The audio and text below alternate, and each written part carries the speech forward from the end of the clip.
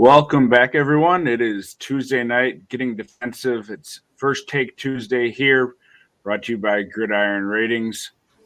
As always on Tuesday nights, I am your host, Kraig Reith, and back with us this week from Special Assignment, we have James. James, how are you doing?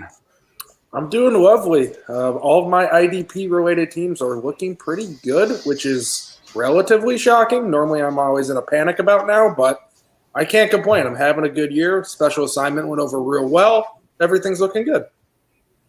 Awesome. Glad to hear it. And Gary, I know you got some shocking news that we're going to cover here in a little bit, but how are you doing tonight? Doing pretty good, man. Doing pretty good. Ready to rock and roll. The timing, the adventure, the excitement. Let's get her done. Oh, there's always adventure and excitement, but not necessarily this close to showtime. But before we jump into that, James, you have a topic for us tonight, and you have down that it's action time for teams. So what do you got with us for that? Yeah, exactly. It's action time. We're 4 weeks into the season, and you know how good your team is. Maybe you're 4-0, but you really deserve to be 2-2 because you squeaked by 2 weeks. You didn't score in the top half of your league. Someone might look at your team and go, oh, things are looking good, but you know a little better. Or maybe you're 0-4, and you really do deserve to be 2-2, just like that 4-0 team, but you've had some hard variance. You faced the top scorer 3 times, and you're just down on your luck and need a win despite having an overall solid team. But regardless of whichever one of those you are, your record is what it says you are. But going into the future, you need to do 2 things if you're either one of those records. You need to win. So do you have the opportunity right now to sit back and be patient with struggling stars? And if you do, then you should do that. Do you need to win now because you're 0-4? Well, maybe it's time to trade some of those struggling stars because you need an impact next week, not over the whole full course of the season. Because if they come week 13, you're already doomed. So you need to think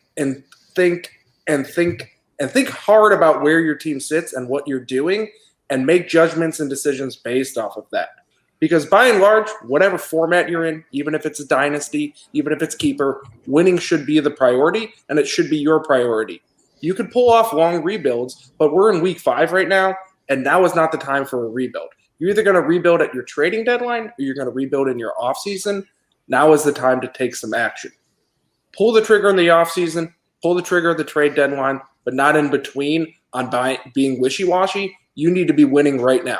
Every team in every league right now should be focused on trying to win, even if you're 0-4 and things aren't looking good. So go get your player. Maybe it's time to pony up and buy Jamal Adams when his price isn't, quote, untouchable. Maybe it's time to trade Devin White because you got to win next week and you just can't wait and deal with him anymore, and you need to go get some win-now production. I don't know where your team's at, but you do, and now's the time to take action. So, Gary, what sort of actions are you looking to take here at this point in the season if you're sort of unsure where your team is sitting? Well, definitely like redrafts. I'm seriously thinking about just moving on from the studs. I mean, there are studs that aren't quite getting the job done, living up to those averages, but we have we've got guys that haven't produced much in the last 2 to 3 years that all of a sudden are. Look at Curse in Dallas. Look at I know I could name a few of them. Robert Quinn, yeah. There's actually numerous ones where we could take advantage of. Campbell's back. Jordan Hicks is actually doing something. Just multiple players that we could actually be picking up. And at some point, we've got to cut the ties. Now, that's getting a little bit risky because you got to keep an eye on them. Hopefully here's what I really think people need to do when it comes to especially redrafts. Quit holding on to that dreamy wide receiver guy and actually open up a bench spot for a depth player so that you can at least keep somebody, because I get that all the time that they're like, well, I can start 3 linebackers. Well, cool. How many you got? 3.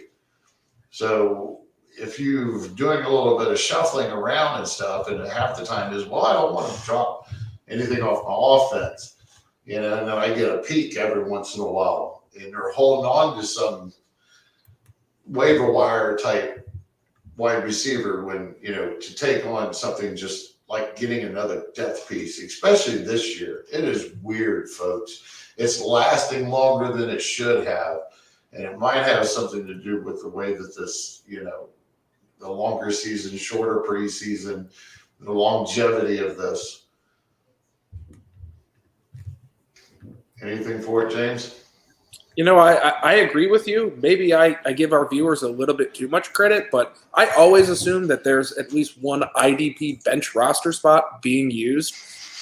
Like Gary says, there's a lot of pie-in-the-sky offensive players that you're waiting to hit, which is fine. That's kind of how you play this game. You're rooting to hit on someone. But you can do pie-in-the-sky defensive players too. You can hold on to that stud and just go add a week-to-week guy. And you know what happens when you cut that offensive player? No one claims him. He's sitting there next week. He didn't produce. And then you can just go re-add him if that's necessary. You need to understand in an IDP league, regardless of what your scoring settings are, that they're players who matter. They're players who have some impact.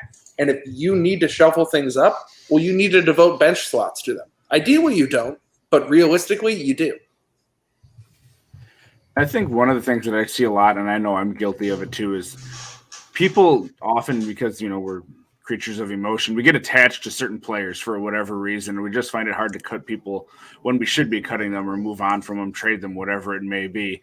And if we really want to, be trying to excel as, people playing this game and do what we can to win, we got to remove our emotions for those players that, if it's a dynasty league, that you've had them for 5 years.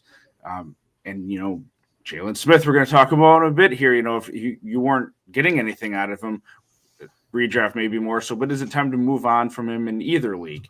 And, you could find other examples of that from, Christian Kirksey had produced for a number of years. And if you were really fond of him and he just was crapping the bed for you for 2-3 years, you probably shouldn't have been holding on to him at this point. And he's another guy that you probably could have gotten off of waivers and been using that bench spot in prior years. So it's one of the things that I know I have to get better at myself, but I see a lot of other people, and I think Twitter exacerbates kind of what you see from people in regards to their favorite players.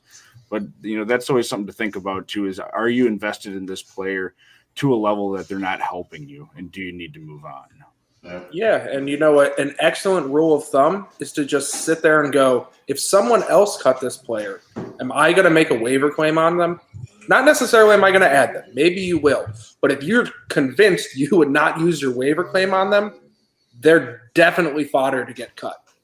You have to understand that other owners aren't thinking the way you are. They have to cut somebody to go add this guy you like. So if you're like, oh, well, I wouldn't use a waiver on him, well, no one else likely is either. You can cut bait and come back if you need to. It's okay.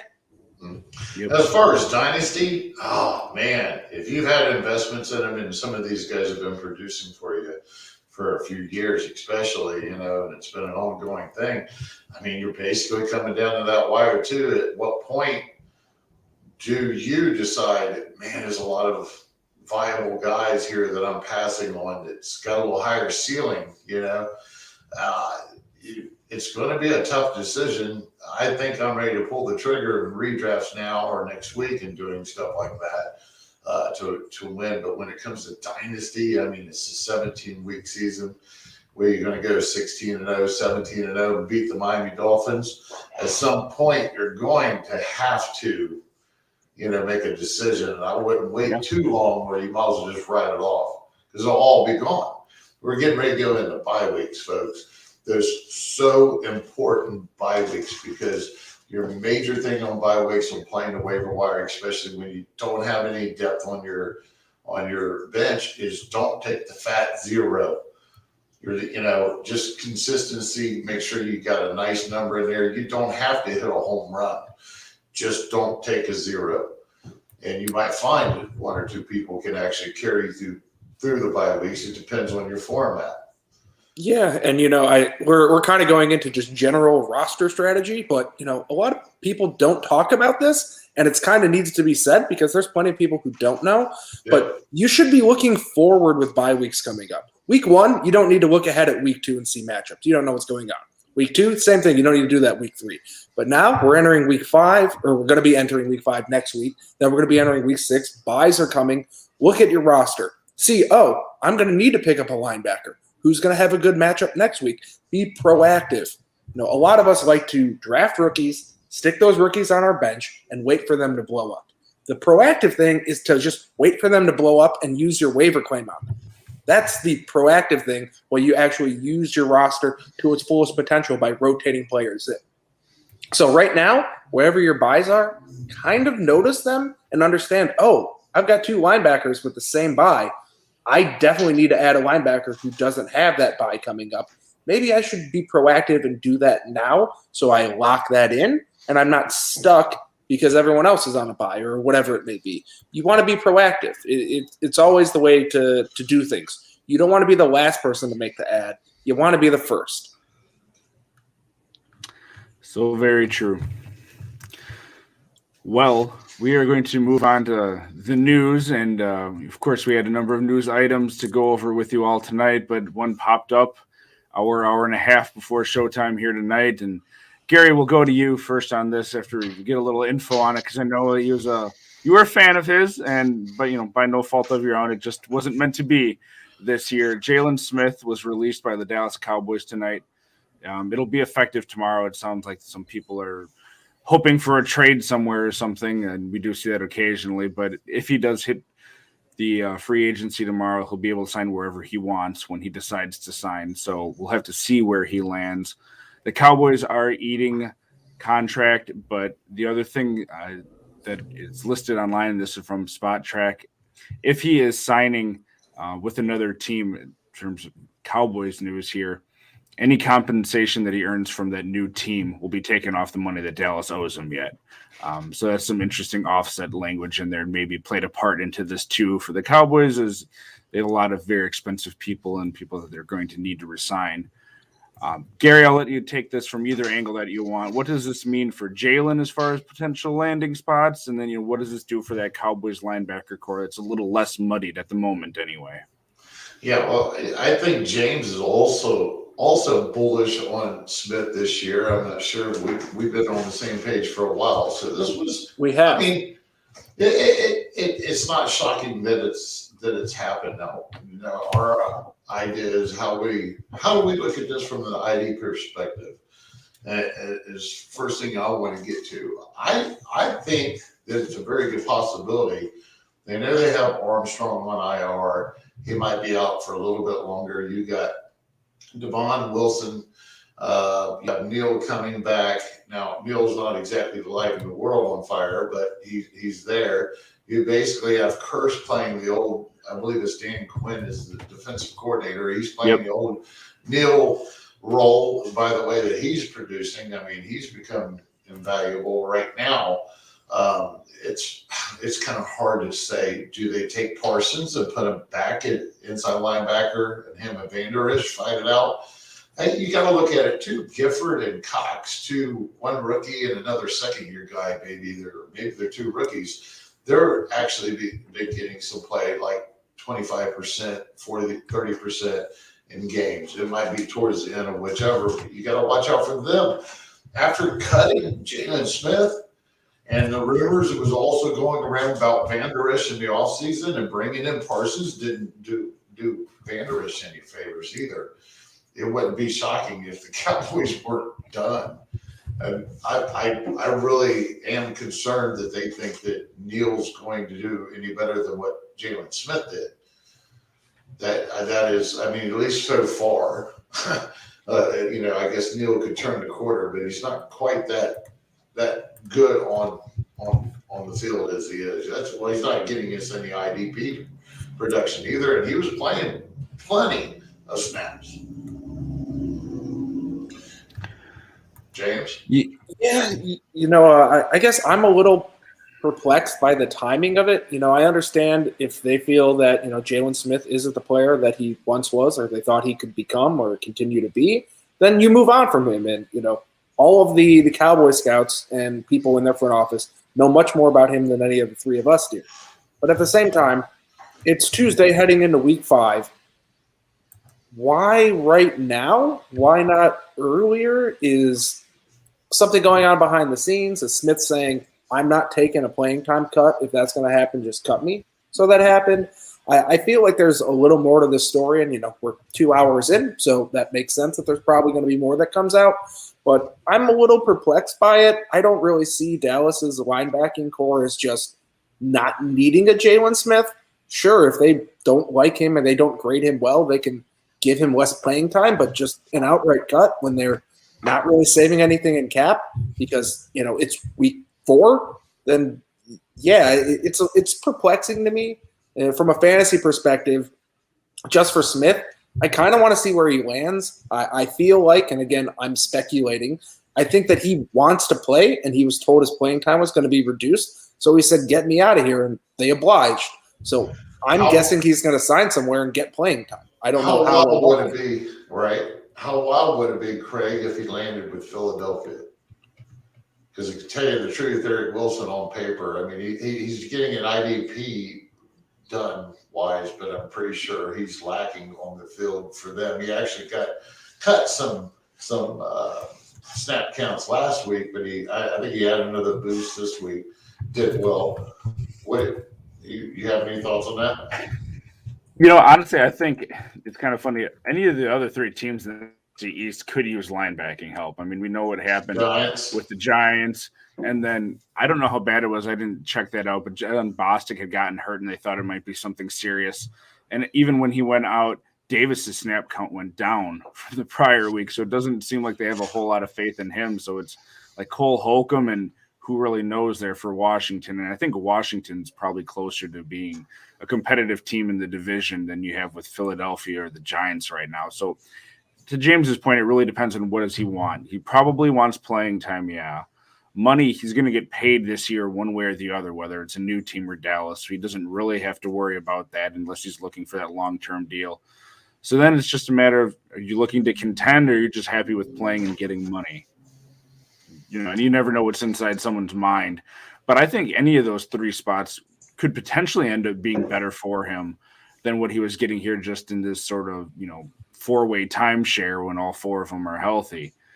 So I think it could improve his value depending on where it goes. This year, long term, who really knows? We're going to have to see what he does long term. Is he taking a 1-year deal? Is he going to sign a couple-year deal with the team? I kind of think he's probably going to try to rehab his value with a 1-year deal because I don't think you're going to get a multi-year deal just given to you out of the blue, given that he got cut. But it's the NFL; anything can happen. Yeah, there's quite a few teams out there. I mean, we just named a handful. I mean, you could say that Green Bay could use, talking about contenders, the Browns, Chargers. There's quite a few. Yeah, and generally speaking, when you kind of get in-season cuts like this, your in-division rivals who you play twice a year, they usually like to snipe those guys in, even if it's just bringing in playbook information, let alone the talent that Smith has. So, yeah, I would not at all be surprised if he landed in division. And I think all 3 of those teams, he can actually put together some solid playing time and numbers in our current year. So I kind of want to see where he lands before I do anything with him. But then again, if I'm rostering him in a league, and I was rostering him heading into today, I'm in a deep league. I've already cut him in any kind of sort of shallow league. But in the deeper league, he's a hold. But, yeah, it's surprising. But, I'm not a skills and cap expert, so maybe I don't know what I'm talking about. The odds he'll ever return to what he once was for the last few years is very slim. Yeah. It was, a surprise that he was played as well as he did in the NFL for that long, given what he went through in college and even came back from. I mean, he's a great story and it's great to see, but I think that probably also shortened the length of his NFL career here. Another crazy thought. Could you imagine him and Miles Jack both in Jacksonville? Just considering how both of their careers got hurt in college. It'd be an interesting story anyway, yeah. What's the odds? All right. Well, we do have a question. We're getting a couple of questions here, so we'll go to those quickly. James, we'll go to you for this one. Joey Bosa or Brian Burns for the rest of the season? No real information on if it's balanced tackle heavy or big play. So I think we're probably safe to sort of balanced for now. Yeah, with the limited info, I'll just simply say Bosa. I guess I'm just going to go with the name over Burns, who's becoming the name, but just give me Bosa. Gary? Yeah, I'm gonna stick with Bosa. I like Burns a lot, but gotta go with Bosa. He's all right now. All right. And what are we doing with Jan Brown this year? I know he had been injured. I don't honestly know if he still is or not here. But I know that they had David Long, I think. They had brought in, he had been playing. I think he's gotten limited snaps these past 2 weeks, and it's one of those. I guess he's still hurt because he's not playing like he should, but maybe he's just been replaced. Given the current status of lots of studs out there who are kind of not performing, and I wouldn't call Jalen Brown a stud, but I'd call him someone I would expect to perform.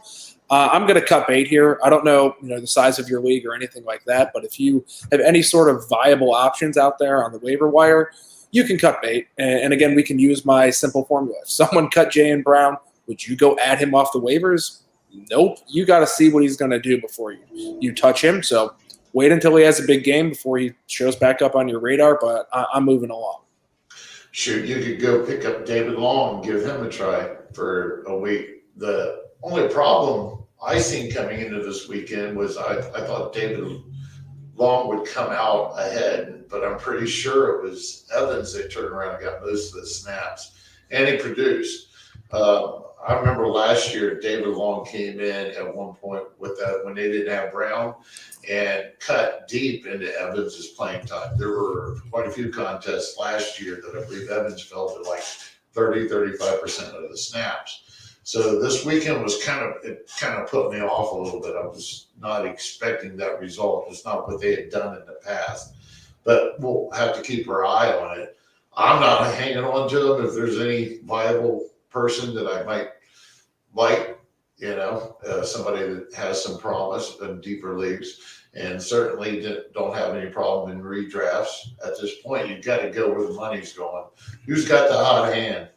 Ride the wave all the way through the whole thing, because it's going to be I got a feeling it's going to be a long season, and the waiver wire is going to be one big wave. I think in a lot of leagues there's going to be a lot of churn and burn with these guys. Like you had said, David Long has played the majority of the snaps the past 3 weeks in terms of which linebacker, but Evans outproduced him this past week. And, with Brown being hurt, he's barely playing, to James's point. So the only thing I would mention, have more snaps than Evans this week, huh? Yeah, Long had about 98 and Evans 70. So, but I would caution you, if you're going out to pick up David Long, there are 2 David Long Juniors in the NFL. One is a cornerback and one is a linebacker. So, like we've seen with Adrian Peterson in the past on the offense that Gary doesn't like to talk about, make sure you know who you're picking up. David Long is a good option. He's not like the first guy that we could be probably talking about. Right. So, don't expect, I can't remember what his MSR is this coming weekend, but, they got to let this play out. So don't put him as your number one waiver wire pickup. Hopefully that's not the case unless you're deeply. Yep. And we have one more quick question here. Not a whole lot of detail either. I'm assuming that's Javon Kinlaw. Is he a hold for dynasty leagues? I would probably think this is like an interior lineman or defensive tackle required league if you're rostering him. Gary, any thoughts on him for dynasty? Yeah. Oh, yeah. I mean, if you can, taxi squad, into the bench, whatever, I'd hold on to him. He come into the season kind of hurt, I believe, too, James. Yeah, I agree with Gary. Assuming that we're in a defensive tackle type of league where you're a little bit deeper and you've got to use kind of lots of different defensive linemen. He's definitely worth holding. But again, we don't have size, we don't have roster spots, we don't have benches, we don't have taxi squads. If you're in a just standard league, no, not worth holding. But if you've got a little bit more depth going on, Yeah, I kind of want to see what's going on. His snap counts have been trending the wrong direction, but they're still pretty dang high, and he's still young enough with enough draft capital and the same coaching staff and front office that I'd give it some time before I cut bait. All right. Getting back onto some news and notes here. So we all know from the prior week that Jimmy Collins was let go by the Detroit Lions. We had talked about Derek Barnes a bit, and Jalen Reeves-Maybin actually played over him in terms of who played more snaps this week. It was 66% to 31%. It feels like it's going to be a mess outside of Alex Anzalone here for a while. So anything to see here at all, Gary, outside of Alex? Not right now, no. Not keeping an eye on either one of them. I mean, yeah, there's a reason to note what Reeves maybe does, but I'm not rushing off of that waiver wire at all. I'm just going to kind of keep an eye on him, just see what he does. If somebody picks him up, good luck. James? Yeah, there's a lot of situations in this game that we play called fantasy football where you want to be first. This is not one of them. You can sit back, you can watch it play out. You don't need to associate a roster spot with something until you know.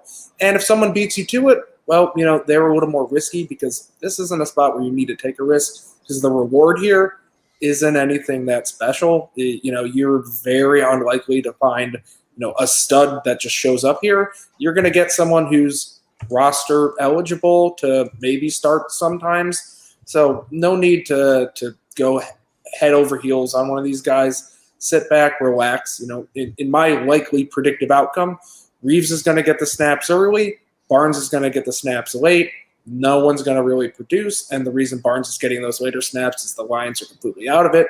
They just want to see what he's got. So it's going to probably be a messy situation, and I'd rather invest my time in roster spots elsewhere. Not to mention the secondary is still probably in some kind of turmoil. I'm sure they sat Tracy Walker again. I'm not sure. I'm not exactly 100% sure about that. I haven't started my start-sit charts yet. But either way, just a mess. I'm interested in Charles Harris. I can't believe he's actually revived his somewhat career, replacing Flowers as an outside standing up edge rusher, linebacker. He might be DL in some sites.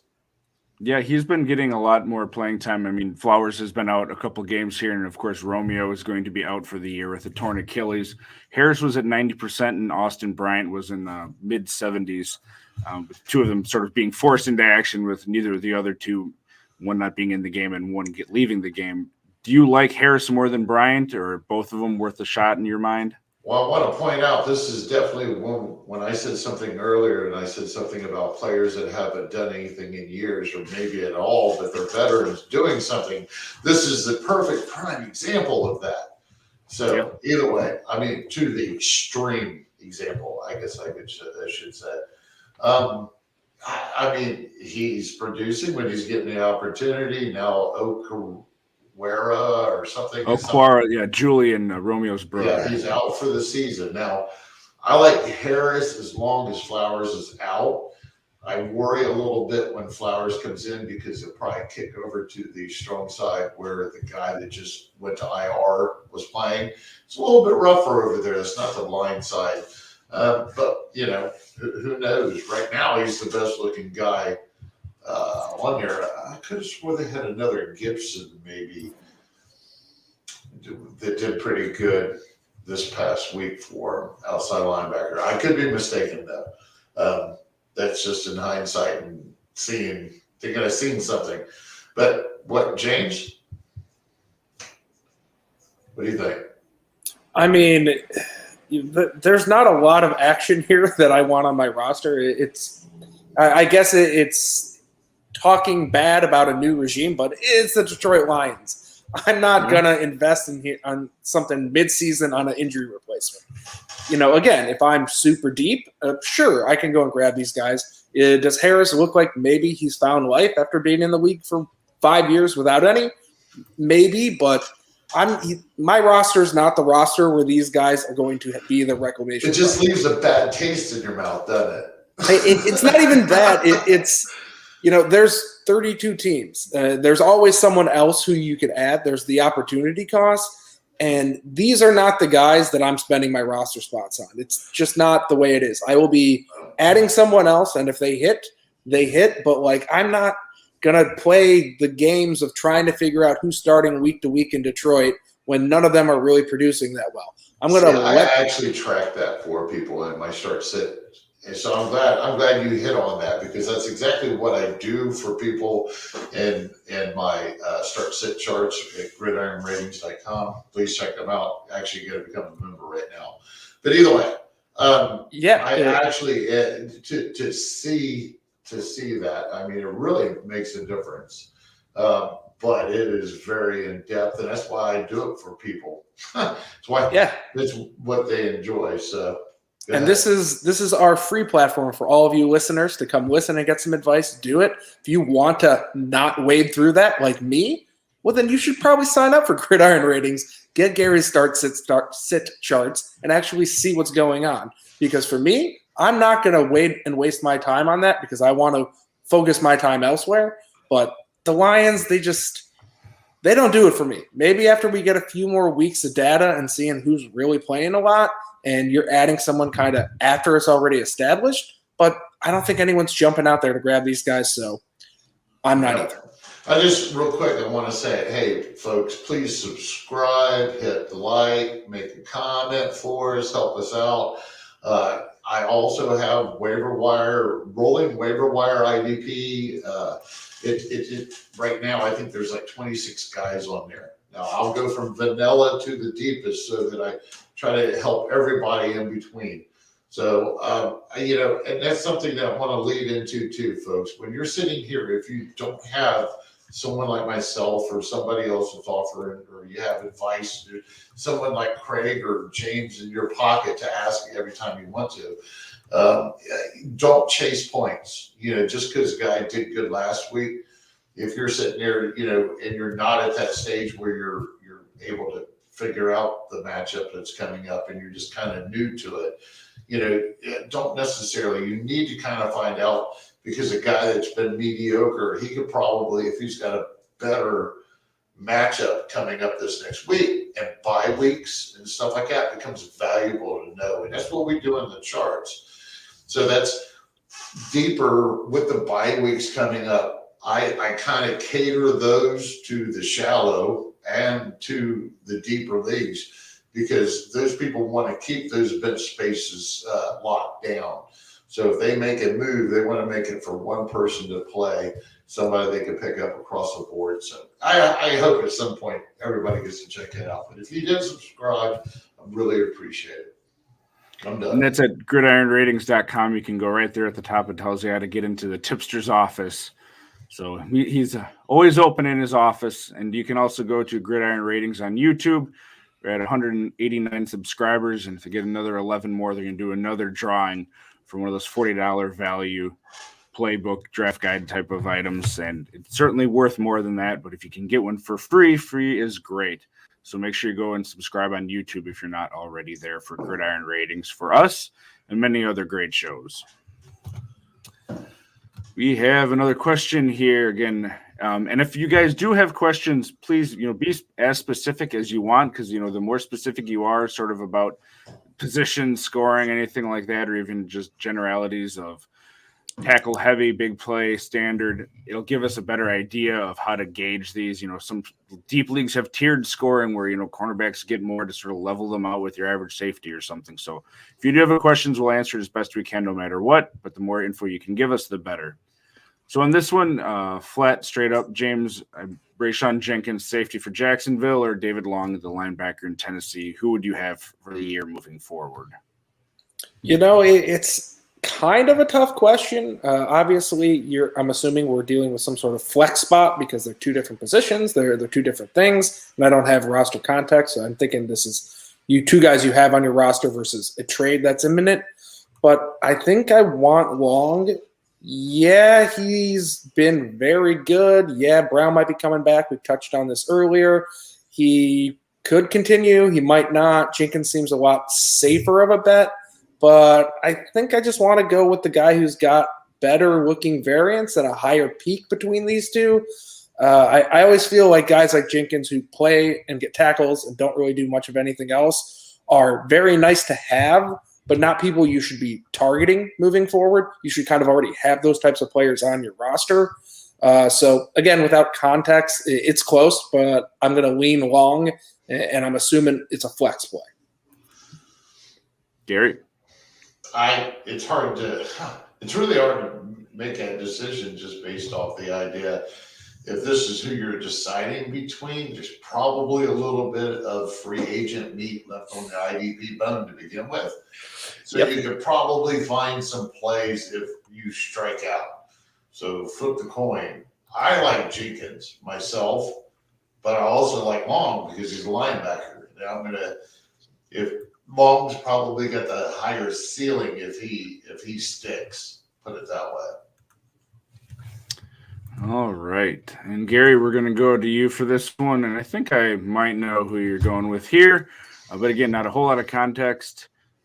Justin Sternad or Drew Tranquil? If Strunad had done something in the last 2 weeks, I'd say him. But because he's done exactly nothing that, if I remember right, he's had 2 bombs with a bunch of snaps played. So I'm going to go with Tranquil and hope for the ceiling. So I'm assuming you're just taking this off the waiver wire and just 2 guys you want to pick from. James?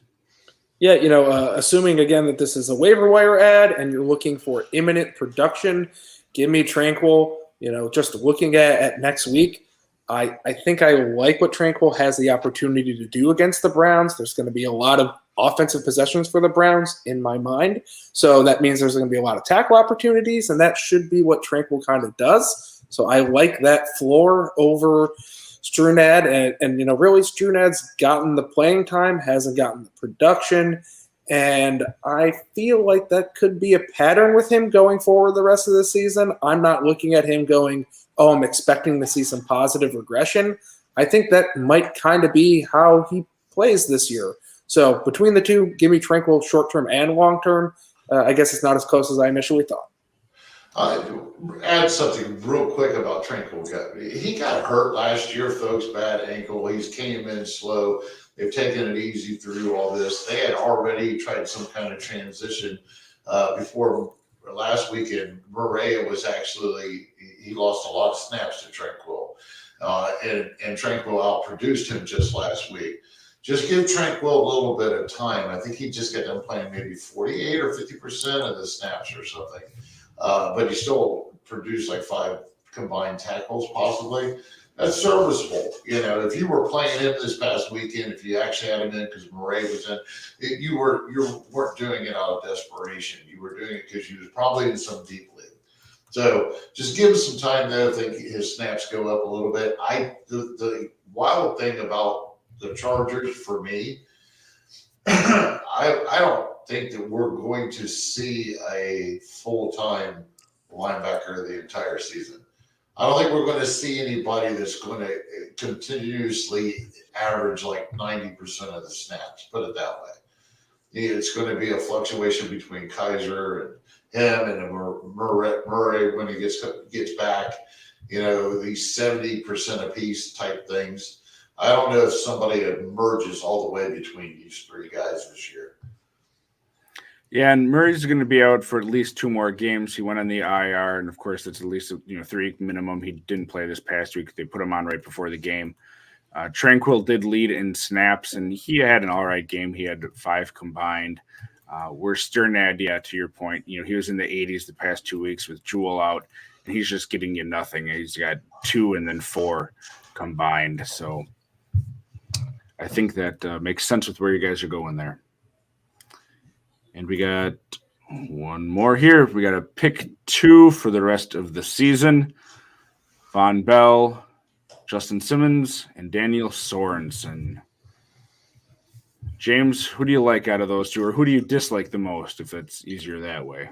Initially when I saw this question pop up, I said, I don't want Daniel Sorensen. But now that I'm thinking, I'm going, maybe I really do. They've got a lot of nice matchups in terms of just facing some high-quality offenses throughout that schedule, which I guess isn't really good if you're a Kansas City fan.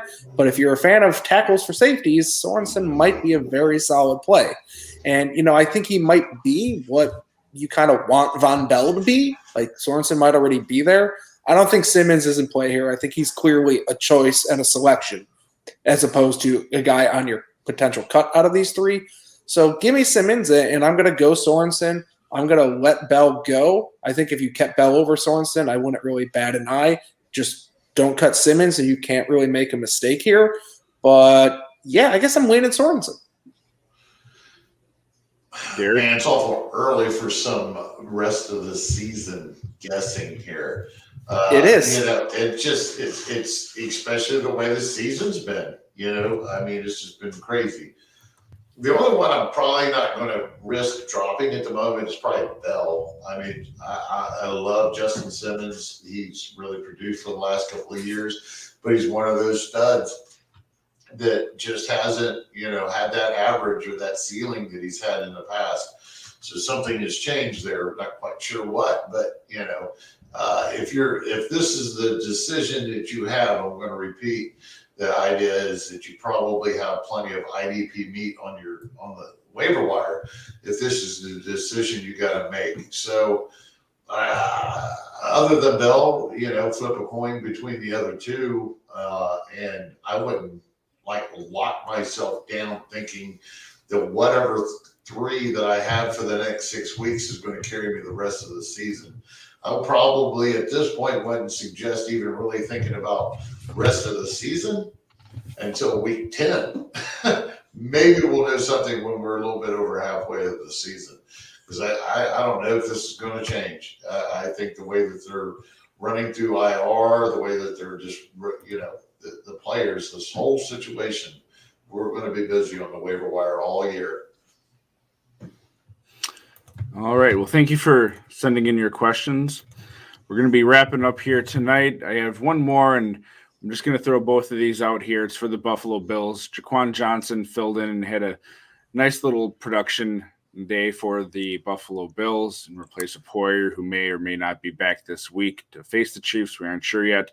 But it does sound like the oft-injured Matt Milano is injured again and does not seem likely to play. And early indications are that A.J. Klein will be replacing him. I'm curious to see in this game if they do something different, however, because they had Travis Kelce burn them twice, or Travis Kelce. I think they corrected his name pronunciation this year. But either way, he burned Buffalo twice last year. And, I'm not sure even if Milano played, but they need to do something either way with him. So do you guys have any interest in either of these two, or are they more of just sit back and see what happens with them, how long these injuries are going to last? Gary? So talking about Poyer being out, I like this Johnson kid. He actually had, like you mentioned, he had a really nice snap to production ratio. I think he only played like 37% of the snaps or something. Don't play him next week, folks, if you're going to pick him up. I think he is a decent option. Remember, he's playing free safety, technically, and he's not Jordan Poyer. So, that was nice to see. They could have been picking on him for that 37. We need to see more than going and running out and chasing some points in a name, because he's just going to be replacing. Hopefully he does well, though. AJ, he produces when Malone is out. I've been down on Malone just about as bad as I've been down on Bush this past all season. And unfortunately, it's almost for the same exact reason. I've just kind of given up on both of them. So hopefully, if you're looking for production, I can't exactly remember what the MSR is. Who do they play this coming weekend? Chiefs. Well, I don't think that I might actually recommend. I'm sorry, folks. I'm looking something up here real quick. No problem.